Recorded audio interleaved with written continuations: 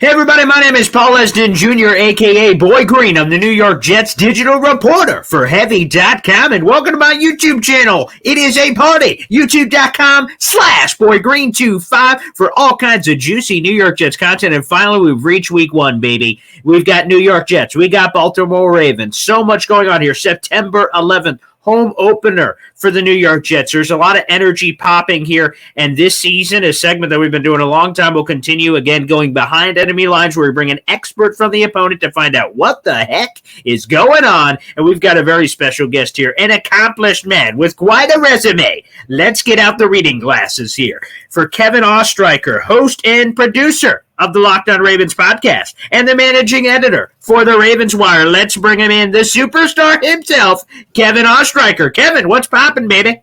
Hey, Paul, I'm doing well. Football's back. That's the most important thing. I'm excited for it, and I can't wait to talk about this matchup here. Yeah, and I want to dive into a couple Ravens storylines to start here. First off, will he or will he not get paid? That is the question. Lamar Jackson, what the hell is going on here? I'm seeing quarterbacks left and right. And my initial thoughts, I'll be honest, Kevin, has been like, wow, even though like Lamar Jackson is kind of acting as his own agent here, I'm like, man, waiting may turn out to be great. The Watson deal, the Russell Wilson deal, all these, Kyler Murray, so many contracts have been falling through. And I'm like, wow, this has got to be great because obviously everyone's trying to beat the last guy in this. What is the latest here? Does he get paid before the season starts? And what the heck is taking so long? Yeah, so it feels like the cutoff is the season. That is what Lamar Jackson has established. It makes a lot of sense in my opinion. You don't want to have that kind of leaking into football, having that potentially just take away from what's going on the field on either side, both Lamar Jackson or the Ravens organization. But I think you're right. You know, with every quarterback deal that we've seen get done, I think Lamar Jackson benefits from it. You know, we've seen a situation similar in Baltimore with now Jets quarterback Joe Flacco. Back when he was in Baltimore, he bet on himself pretty much is what happened. He turned down an extension. And what did he do that year? He went on to win the Super Bowl and make himself a lot of money. So you're talking about that type of potential for Lamar Jackson after a year where, look, he was in the MVP conversation for the first maybe month or two of last season. Then obviously starting off at week 10 against Miami, really struggled, had the season-ending injury. A lot of people remember that part of it, though, the season-ending injury, the struggles. They don't really remember the good parts of last year. So if Lamar Jackson himself can have a rebound year from what people think he had last year, if he can make the playoffs, take that team to, the AFC Championship game or the Super Bowl or even win it, he's making himself tens and tens and tens of millions of dollars. That's where I am on it right now. I don't think this is a situation where either side is trying to play the other side or be dirty with the other side. I just think, Lamar Jackson thinks he's worth what he's worth, and the Ravens want to offer him what they want to offer him. Right now, it remains to be seen, but we're really, really coming up on that deadline for the season for the Ravens here. Breaking news, Kevin Oestreicher, Ravens will win the Super Bowl with Lamar Jackson, give him the first $1 billion contract in NFL history. Booyah. Okay, excellent. That's what's going to happen. Kevin, let me go to last year for a second to take us to this year because, the first entry comes in for the Ravens. I'm like, you hate to see it. Football, that's tough. And then the second, and then the third, and then the fourth, fifth, sixth, seventh, eighth. I'm like, gee, Jaloo, who did they piss off? What gods did they not offer the right sacrifice to? What the hell is happening here? It felt like the Ravens, like anything that could go wrong, did go wrong from an injury perspective, which just speaks to how great of a coach Harbaugh is, that he was able to keep this team as competitive as they were, quite frankly, with all the injuries that happened. Kevin, what did they do this offseason? Did they do any rain dances? What is the injury situation with the Ravens? Because I have to assume that it can't be any worse than it was last year. Yeah, Baltimore suffered just so many quality player injuries. It wasn't like, they're missing their fourth string corner and their fifth string tight end. They were missing stars all across the board. They lose J.K. Dobbins, Gus Edwards, and Marcus Peters just before the year starts. And then obviously it didn't let up from there. So they've added a lot of depth this offseason. I think last year they were definitely thin at a couple areas. I think tackle was one of them. And Ronnie Stanley, who suffered a really gruesome ankle injury back in the middle of 2020, was trying to come back from that, only played in one game and had to opt for a second surgery and missed the whole season. By the end of the year, the tackle situation was so bad, the pocket was getting collapsed there almost what seemed like every play. They add a ton of depth there, and Morgan Moses, former New York Jet. You also have a guy there like Jawan James, who's recovering from a torn Achilles. He's back on the field, though, fully healthy. They draft Daniel Falele In the secondary, they also had some playmakers. I mean, they draft Kyle Hamilton at 14, a player no one thought was going to make it there to Baltimore. You also add Marcus Williams on a 5-year, $70 million deal. So I think Baltimore, they've addressed positions. Also in terms of injuries, they've been trying a couple of different things. They moved their training camp practices from the afternoon to the mornings, or excuse me, from the mornings to the afternoons. They switched it up. So I think for what they have done, they're really going all in on just trying every possible thing they can to make sure a repeat of 2021 does not happen, because there were such high expectations for them and injuries really derailed that season. And vintage Ravens just drafting everybody later than they get steals. So every pick, I'm like, Tyler Linderbaum, Kyle Hamilton, what? Daniel Falale. Going through all the names. Isaiah Likely, one of my favorite guys to draft. I'm like, son of a gun. The Ravens have done it again. I feel like I say that every year. But we'll get to some of those guys. But I know we're early in game week here. Again, we're recording this very early in game week, and injuries and all that normally don't come to the second half of the week. For instance, like there's a chance Zach Wilson could play in this game, and a lot of people assume that was not going to happen. We won't get all those updates till Wednesday and other parts later in the week. But at this stage of the game, how do the Ravens look from a health perspective? Because it looks like they are beat up in a couple of areas on the team of really talented guys that may not be able to suit up. What's the health status heading into week one? Right. So right now you're looking at a couple players who did miss most or all of the year last year, and just where are they in their recoveries? I think J.K. Dobbins is the one, and also Marcus Peters. You can name those two. J.K. Dobbins and Marcus Peters as the two that have a shot to play in week one. You could throw Ronnie Stanley in there too. I think he's a little less likely at this point, but there is still a chance. But I think for Dobbins and Peters, both guys coming off with torn ACL injuries, and both really important to their respective positional groups. I mean, Dobbins is the number one running back when he's fully healthy. Many expected a huge, massive breakout year from him last year before he went down. And then Marcus Peters, someone who just generates turnovers, has such a high football IQ. So those guys, and even Ronnie Stanley, and their status up in the air right now. They have a couple of their rookies on IR, so they're not going to suit up in this one. Charlie Kohler and David Ajabo, both players who the Jets aren't going to see in this game. But other than that, I mean, you're not really looking at too much. I think from a depth perspective, you're just wondering on the outside linebacker front, the pass rush front, what they can do there. Another rookie who is a bit of a status limbo is Travis Jones, who suffered an injury in the Ravens Week 2 preseason game. It's up in the. I could see him playing. I could see him missing a couple weeks. That one truly we're probably not going to know until a couple days before game time. But for now, I think Baltimore, relatively, at least based off where they were last year, knock on wood for that, is the fact that they are relatively healthy heading into this game. We're just kind of wondering about the guys who missed all of last year. When are they going to get back? When are they going to look like the players they looked like? And again, so nonchalantly, you continue to drop those drafts. Travis Jones, we got out of UConn. Yeah, we know, Kevin. Okay, we know, pal. Thank you for that one. Another gosh darn. I'm like, how did the Ravens get to gosh darn Travis Jones out of UConn? But with that being said, let's talk about some of the steals they had in the past. And this is one that I thought at the time. So pat myself in the Ravens front office apparently on the back for this one. When you guys drafted Mark Andrews, I said, ooh, I love that fit. And then I was like, Mark Andrews, he's overrated. I'm like, okay, let's see what happens. Now, I didn't think he was going to be the best tight end in all of football. I guess I wouldn't be doing this podcast right now, be in the Ravens front office if that was the case. But Mark Andrews, like, when I look at the receiving core, and I mean this with all due respect, and if I say with all due respect, I can then say any insult I want to. I believe that's Dems the rules, as the kids say. But what the hell's happened at wide receiver? Like Rashad Bateman, okay. I could get that if you want to squint. You see Rashad Bateman, but who the hell else is doing it? So I have to assume that pass catcher number one will continue to be Mark Andrews for the Ravens in 2022.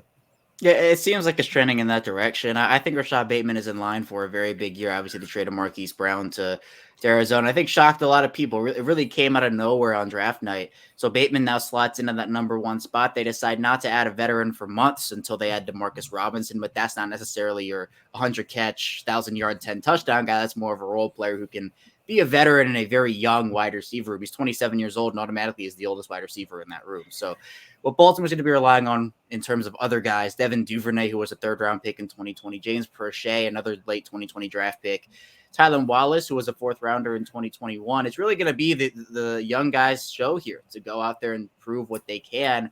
I don't think that excludes them from adding someone else, maybe middle of the year this year. But for now, they're rolling with their young guys. They've expressed confidence. And also, their offense in 2019 and 2020, they had the least amount of pass attempts in the NFL. 2021, that jumped to 9th.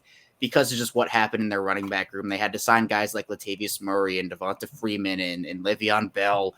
So you kind of had to go a bit more pass happy and kind of utilize your best weapons, which at the time were Mark Andrews and Marquise Brown. So I think with hopefully a returning J.K. Dobbins at some point, you're going to get Gus Edwards back hopefully at some point as well off the BUP list. They will kind of shift back. They signed Kenyon Drake as well. They have Mike Davis in there now. So they have, I think, a much better running back room entering week one than they did entering week one last year.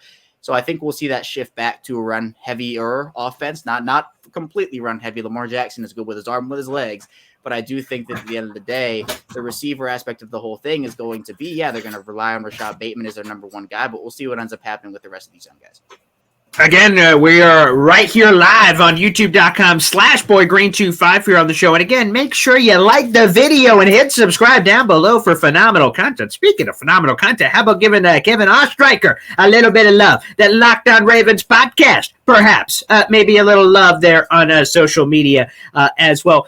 Kevin, can you explain the Ravens perspective? You are the Ravens guy. You do Ravens podcast. You write about Ravens articles. Like, why? Because I don't understand. So I need some help here. Why weren't the Ravens involved? All these names: A.J. Brown, Deebo Samuel, D.K. Metcalf. It was the year of the wide receiver, which I'm like, oh, the Chinese calendar says Ravens getting a superstar wide receiver to throw in there with Lamar Jackson. Then they trade away Hollywood Brown. They're like, okay, maybe something else is coming.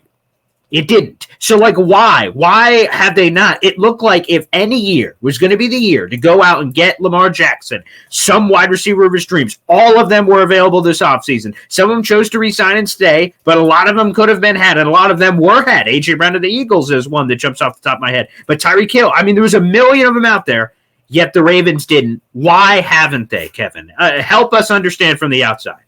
Yeah, it's interesting because I think you see what the Bills did for Josh Allen and bringing in Stephon Diggs. You see what the Cardinals did with Kyler Murray bringing in DeAndre Hopkins. They think, well, why didn't the Ravens do it with Lamar Jackson? And so you have Marquise Brown in Baltimore, who obviously is eligible for an extension.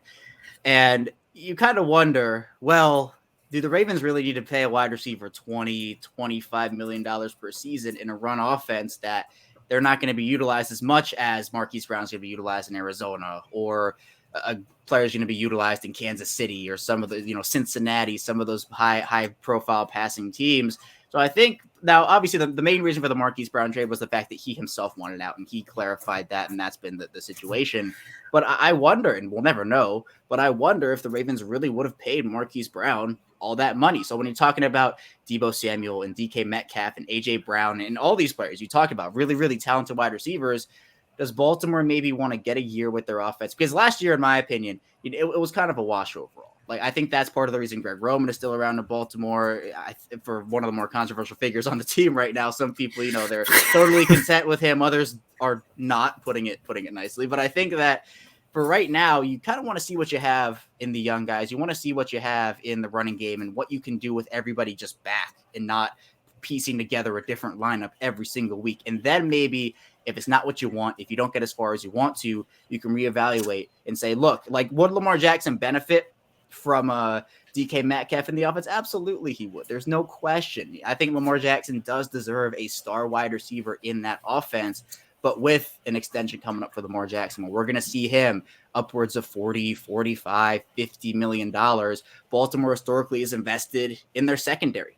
They've invested heavy money into Marlon Humphrey and Marcus Peters and Marcus Williams and, all these different players, offensive linemen. So they're going to have to make some tough decisions in terms of who they can bring back. What positions can they maybe cut at a little bit to make sure that they can fit that Lamar Jackson? Because, look, the cap, you can maneuver around it in all the different ways you want to. But it's still, if you push money down the line, that money will catch up to you. So the Ravens, you have to make sure you're doing that. So, look, I think if the Ravens had the opportunity to go out there and get a veteran, a star guy, I think they absolutely should at least consider it. But for now, I kind of go back to the Marquise Brown trade and that whole premises of it and say, well, would they be willing to pay a receiver $20-25 million per season with the offense they have right now?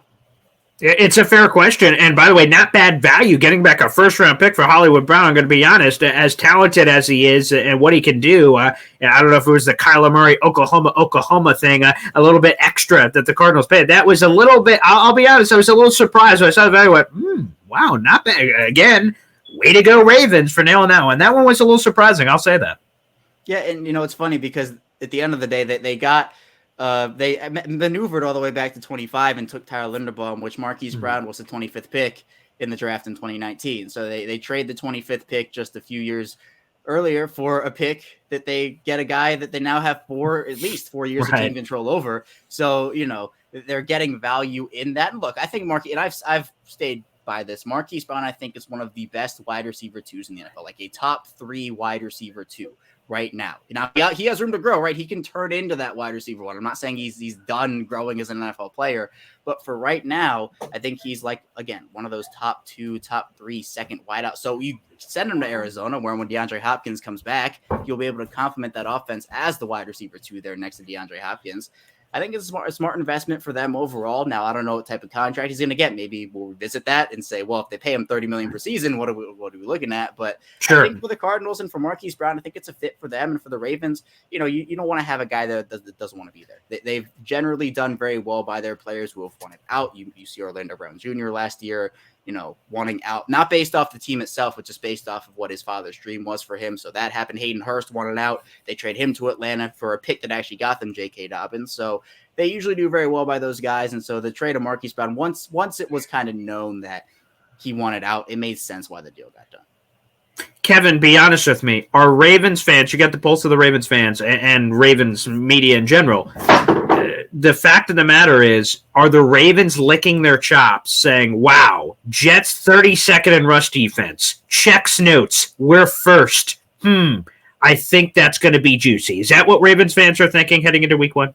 I think it's definitely a benefit to the Ravens. I think what you have now is an offensive line that is much, much improved, and running backs that I think could actually do a lot more than their running backs could do last year at this time. And part of the reason is you look at what they had to do last year. They had to bring in players. This wasn't like J.K. Dobbins got injured 2 months before the year started, or, right in the beginning of the offseason. These guys got injured like 10 days before the year started. They had to scramble. They had to get guys on this roster. Latavius Murray, Devonta Freeman, all these guys, they were not ready to play in that game. I mean, they played in it, but, they didn't know a lot of the playbook, the mesh point issue also in terms of just getting up to speed with that. You've had a guy like Mike Davis here for the entire offseason. You've had Justice Hill, who worked back from his injury. Now, Kenyon Drake is kind of in the same boat that the other guys where he just recently signed on, so I think he can still play and make an impact. But I think with the offensive line, that it all starts up front for me on an offense. You can have a super talented quarterback, awesome running backs, wide receivers, tight ends. If you can't block for them, you're probably not going to get a lot for them. So I think that with Tyler Linderbaum in there slotting in, you have Kevin Zeitler, who should have made the Pro Bowl last year, in my opinion. I think the big question mark is left tackle, whether Ronnie Stanley will be able to go. So if he's able to go and he looks full strength against that Jets rush defense, I think that they will be able to, have a big game there. And their run game really opens up their pass game because teams then have to respect that. Then they can use the play action game off of that. They can use heavy tight end sets now. We know with Mark Andrews, obviously, but with Isaiah Likely, Nick Boyle returning back as well. Patrick Ricard, kind of a fullback tight end hybrid guy. They like to go heavy. I think they're going to do it a lot against the Jets. All right, Kevin, be honest with me here once again. Have Ravens fan went, Jets, whoop, win. All right, who we playing in week 2? Is that how they're looking at this, or are they giving this any semblance of respect whatsoever? I think there is a respect factor. I do think Ravens fans are confident in the result, though. I think Ravens fans as a whole, and again, there are definitely some that maybe think this is a trap game, especially if Joe Flacco does start and you have the whole story right. Joe Cool going out and playing his former team. But I do think that overall the pulse of the Ravens fans, based off what I've seen, again, maybe I'm just not looking in the right places, but it has been pretty confident in this game. But again, my personal thing is this is a never given Sunday league. Anything can happen in this league. Baltimore has beaten opponents they weren't supposed to beat. They have also overlooked opponents they were supposed to beat and lost those games. So I think for them, the key for them before the Raiders game in week 1 last year, they were the most dominant week 1 team in the league for like 3 straight years. They outscored their opponents. I don't have the exact number. I believe it was 142 to 14 or 142 to 17. It was like 50 points, 40, like unbelievable. Now the Raiders, they lost that game in overtime, but again, they were missing a lot of their guys, well, at least some of their guys early on. So health is the key for me. I keep going back to health because I had to talk about it so much last year, but I think at the end of the day, you can't overlook a team in the Jets that has, again, other former Ravens players probably having a chip on their shoulder too. CJ Mosley, just to name another one of them. I know there are others too. But I think that this could be a closer game than people think. But, for a prediction, I guess I'd say I still think Baltimore does pull it out. Yeah, let me ask you. I'm just curious. Again, I get this is in MetLife. It's not in Baltimore. But give it to me in that sense. If the Jets are traveling, again, we don't know yet. Zach Wilson, again, according to Robert Saleh, still has a chance to play. They took him through a workout earlier in the week, and they'll see how he responds to it. There'll be an answer on Wednesday. There'll be no gamesmanship. No, I don't know. Robert Saleh said one way or another, the public and everybody will know exactly who's playing quarterback. So, guys, on Wednesday, we will know. This recorded earlier in the week. But would Joe Flacco be booed by Ravens fans? Would he be celebrated? I've joined a couple of Ravens podcasts this week in the build up to this, and they were kind of talking about Joe Flacco and saying, man, Joe Happy Feet is how a couple of Ravens fans described him to me back from his Baltimore days, and that used to make them angry because he make these picks, and then you go, what in the heck is going on here? So, but of course, the Super Bowl championship and I still remember the playoff run, and I'm just a Jets guy. I can only imagine the Ravens people, of him going on this insane run. I think he had like 12 touchdowns, no picks, and went wild, and of course, helps deliver it in the Harbaugh Bowl in the championship game, Louisiana, and everything else. But would Ravens fans, there's going to be some at the game, I'm sure, cheer for him, boo for him? What's kind of the temperature of Ravens fans looking at Joe Flacco in 2022?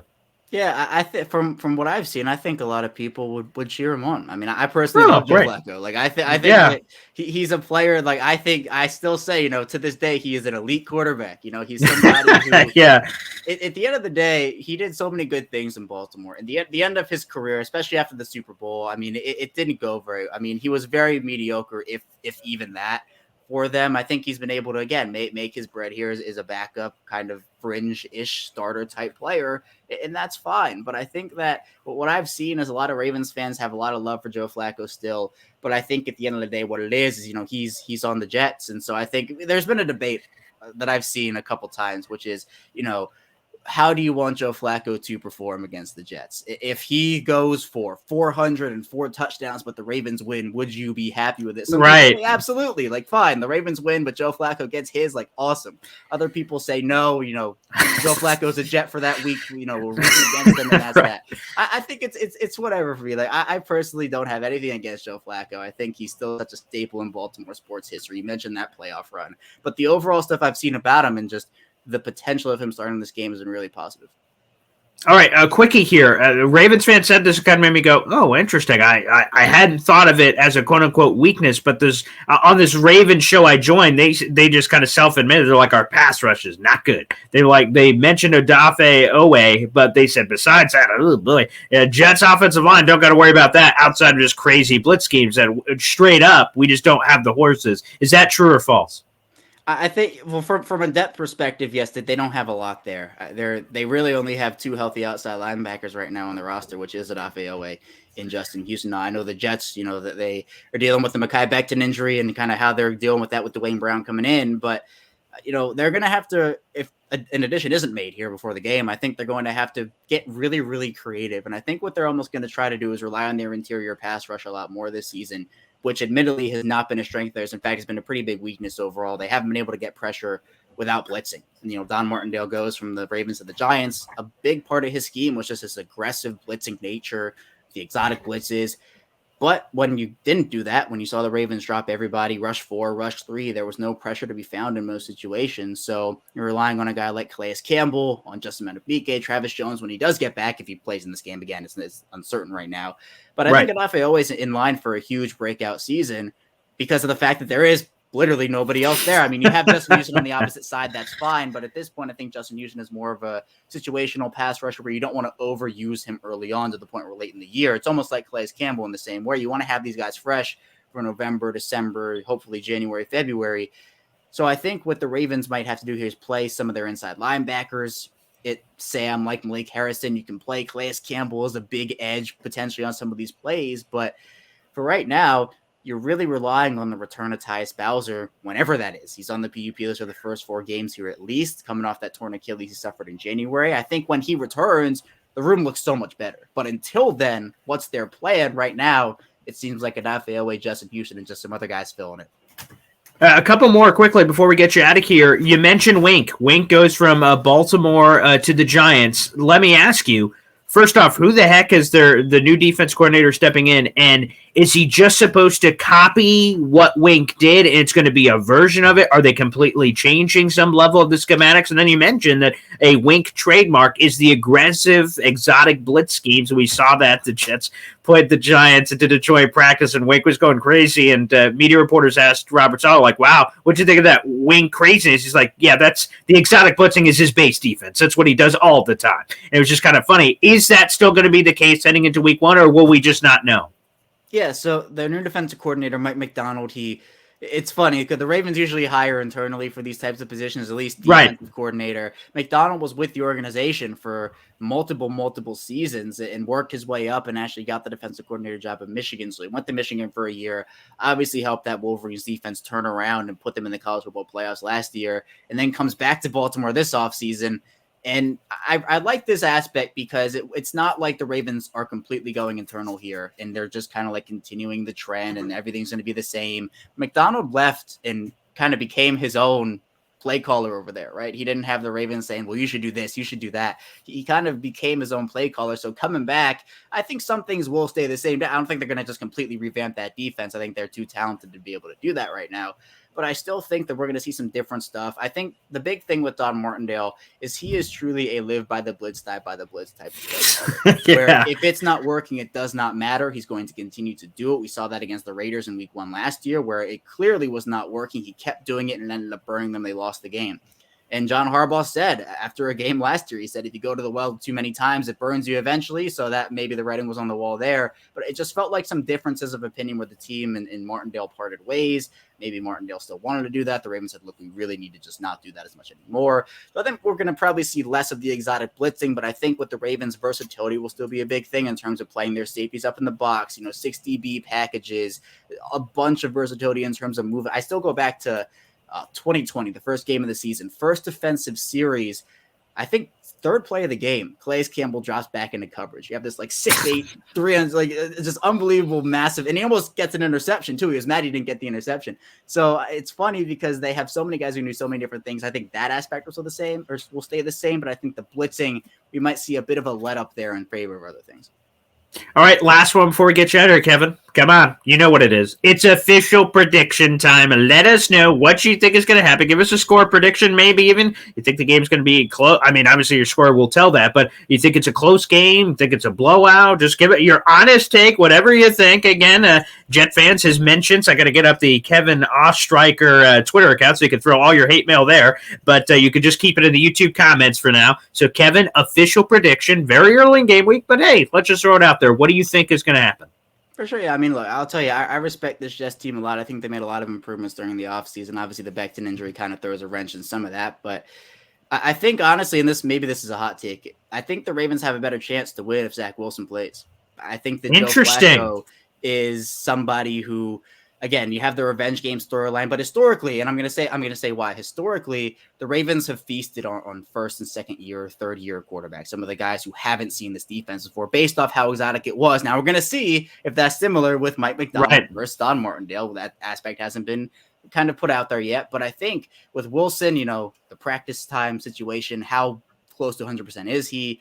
I don't know. I feel like the Ravens have a better shot. Me personally, if Joe Flacco plays in this game as opposed to Zach Wilson, I think Zach Wilson is the more talented player, obviously, but sure, it just depends on just situationally based off where Wilson is in his recovery. But I think overall, I have the Ravens winning this game. I think Baltimore's been chomping at the bit to just get to regular season football ever since that loss. I mean, Chuck Clark got up there at the end of last season, and literally the only thing he said to the media was, with all due respect, watch how he bounced back and left. I mean, they were mad last year that the season went the way it did. I think in week 1, they have an opportunity to show the league, like, look, we're back here. Injuries are a thing in the past, at least for now, hopefully knock on wood. So we're back with a vengeance. And I think Baltimore, I think it'll be like I'll say 30-17 win. I don't think it's necessarily a huge, massive blowout, but I think the box score might not be as close as the game actually is, but the Jets still, I think, put up a valiant effort. But in the end of the day, the Ravens win this one. There you go, Kevin Oestreicher. Let's, of course, we got to read the sponsor. Keep the lights on in the building, if we will. And again, this brought to you by our great friend, Roshan Joshi. If you're curious about real estate or creating wealth through real estate or business, our friends at XV Community hold a free weekly Zoom call for the public with a different seven-figure earner as a guest every week. You can connect with peers, learn from the guests, and ask questions. They do this for free. XV Community is one of the best lineups every week in real estate investing. If you want to go fast, go alone. If you want to go far, go together. Wink. There we go, Roshan Joshi. Thank you very much. And Kevin Oestreicher, I want to thank you so much for taking the time. Enjoy game week. Again, a virtual handshake, man. Tip of the cap to you. I think I will say this from a Jets perspective. I think the Ravens are absolute Super Bowl contenders. I think Lamar Jackson is one of the best quarterbacks, not glorified running back, best quarterbacks in football, and he's dynamic. And I love Harbaugh. I love this Ravens team. I think their secondary is freaking crazy. Best three safety combination in football. The talent, unbelievable. I think this team is great. I will be there in person, Kevin. So we'll see. I'm hoping for some sort of magic of September 11th home opener. Jets, here, I just told this to another Ravens podcast. He didn't believe me. The Jets have not won a September game since 2018. Like a game in the month of September in years. So the fact of the matter that in any win, 31-30 blowout, anything would be huge in progress for Jet fans. So which again speaks to perhaps the line 6.5 for Baltimore. Now we'll see if that grows before the game. Kevin, thank you so much for stopping by to join us, man. That was a lot of fun. Yeah, Bill, I appreciate you. This was a blast. All right, there he is. Kevin Oestreicher. Make sure you follow him on all social media. Again, Locked On Ravens podcast, also the managing editor for the Ravens Wire. We'll see you guys next week. Thanks, everybody.